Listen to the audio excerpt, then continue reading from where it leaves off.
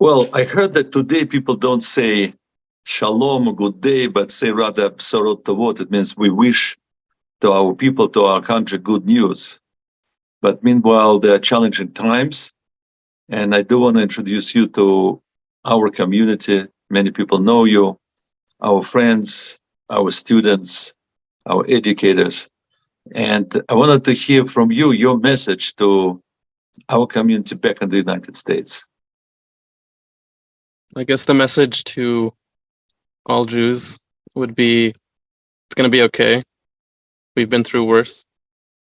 That in war, you're not allowed to be afraid.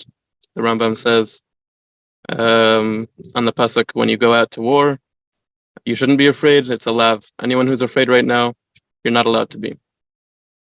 And first of all, everyone should try to be safe. There are people trying to kill Jews in Israel, outside of Israel. In Egypt, tourists were killed. In New York, there are protests against us. I think anyone who takes part in it, however they can, whether it's by getting money to send equipment for the soldiers here, because a lot of people are missing stuff, or just fighting their own battles in the spiritual realm, that definitely helps. The schuyas of helping Am Yisrael definitely helps. Then you're taking part in Melchemes Mitzvah, and you should be happy about it. And we need to lift the morale and smile, and that's what's going to get us through it. Dovid Michoel, I just want to introduce you to our community and say that you were born in the United States, went to yeshiva.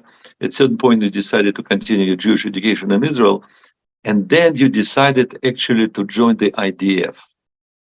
Right. And instead of being maybe a year, as an American, you actually served 3 years. Why? I went to a Hesed yeshiva, so I already knew a lot of people who were joining the army, and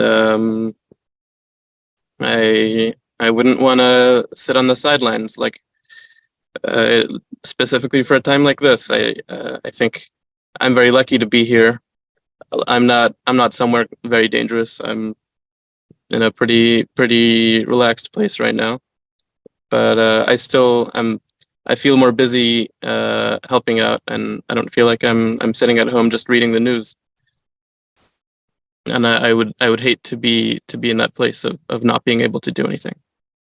But I want to ask you, you actually, after a year in Kerem B'Yavna, you went to yeshiva in Sderot. So for a number of years, at least for 2 years, you actually were part of the yeshiva of Sderot. What happened to the yeshiva? Do you know? I met someone briefly in a different base who was also from the yeshiva on Motzash, right? Like 12 hours after everything started. And I heard that everything was okay, relatively, in the yeshiva, even though in the city of Sderot there was a lot of bad stuff that happened, and until at least this morning, there are terrorists that continue to enter somehow, whether it's through a tunnel or that they already entered and they were sleeping in Sderot. I don't know. Hold on. כל טוב? יש מצב של תחליפות? סבבה, אני כן.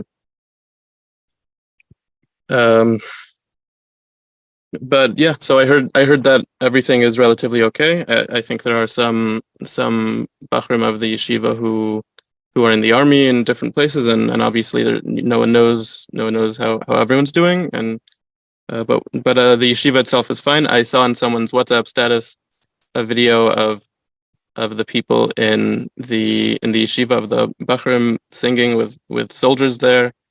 I heard that one of the guys from the yeshiva killed a terrorist, and I saw in a video that the Rosh Yeshiva is still walking around, and that made me very happy to see him. And, yes, and I'm actually somehow I was put in the same machlaka as his son-in-law. So yeah, I think Baruch Hashem, everyone in the yeshiva and also in the community, it seems is okay. I haven't heard any bad news.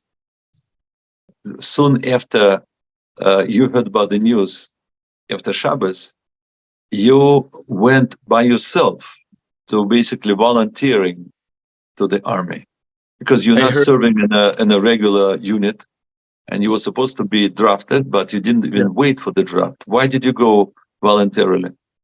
I heard the news on Shabbos.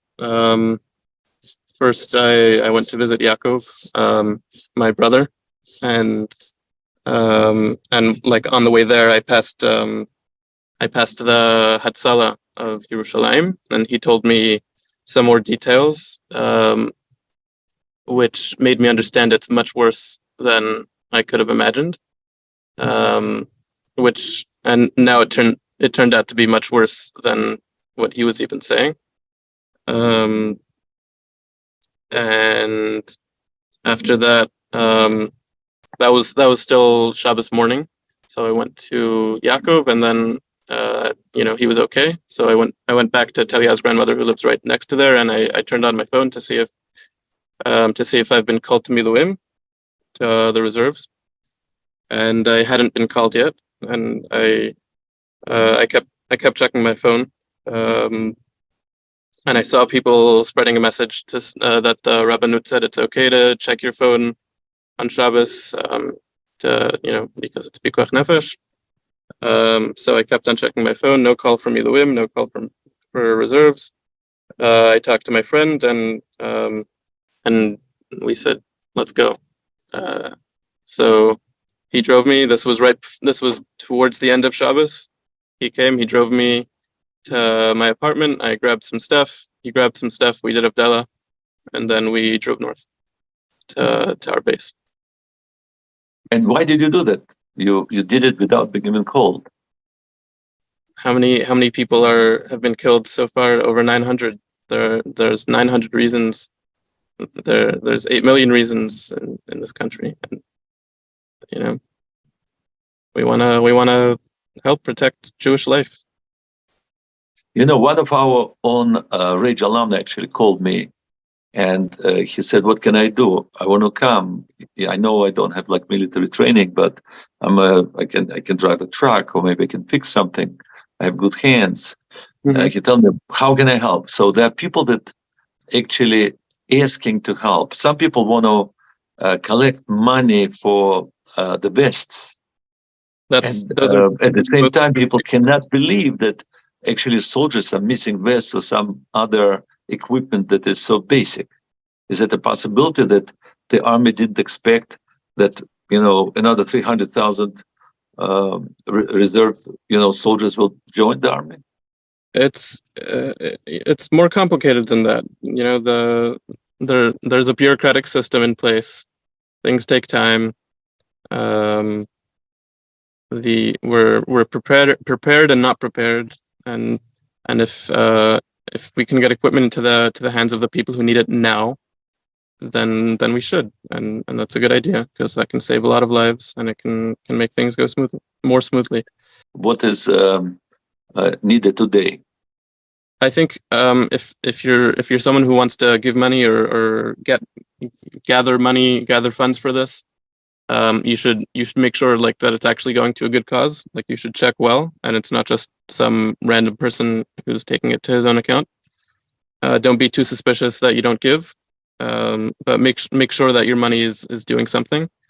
If you're someone who knows how to drive, you're already someone who's able to help in Israel, because you can come, you can join WhatsApp groups, you can help deliver things to soldiers, you can help deliver. You can have someone who has a gun, but doesn't have a car, and you can rent a car and drive him around, patrolling a mixed city where there's Arabs and Jews living together, and that's doing a lot. You can, if you don't want to be in danger, you can also help move bags, bring things for soldiers, because people are buying vests, but who's going to bring the vests to the soldiers in the field? No one, right? So you need people who are able to drive. What is the most important equipment? Specifically over here, we're missing ceramic bulletproof plates, and they've said that they won't be able to get it to us in the next week, which could likely be too late for some people, because we're not in like, it's not dangerous. It's not particularly loud here right now, but this is one of the more interesting places that that's been going on for the past year. We're in the Shomron, and yeah, it seems like in general it's hard for the army to give out ceramic plates, at least to all these different sorts of units, and that's a very important thing. Vests also, because when it comes to reserves, the army doesn't really have good vests, good plate carriers, anything that the soldiers ask for. Like there's a lot of stuff that people are asking for. Tell us a few words about your education in the army. In other words, what is your profession and what do you do? I joined the Haredim paratroopers, the religious paratrooper unit. I learned how to be a sharpshooter, which basically I'm just a regular infantry soldier in Tzahal. And what would be your spiritual message to our community? Because people... I gotta go, Papa. I gotta go.